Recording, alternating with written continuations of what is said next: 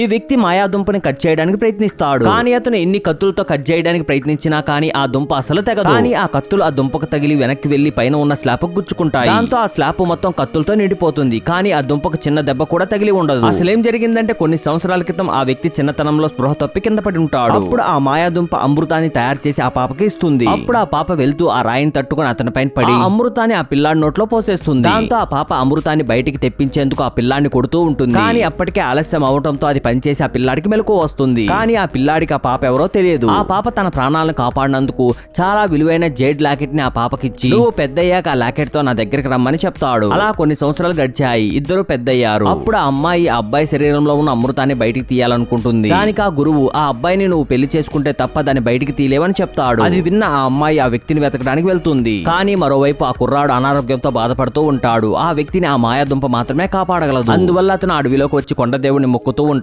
అప్పుడే ఆ అమ్మాయి చెట్టుపై నుంచి అదంతా చూస్తూ ఉంటుంది. అప్పుడే ఆ అమ్మాయి అతని శరీరంలో బంగారపు అమృతం ఉందని గ్రహిస్తుంది. ఆమె చెట్టుపై నుంచి కింద పడుతూ తన మాయాశక్తులతో మాయాదుంపగా మారి అతని చేతిలో పడుతుంది.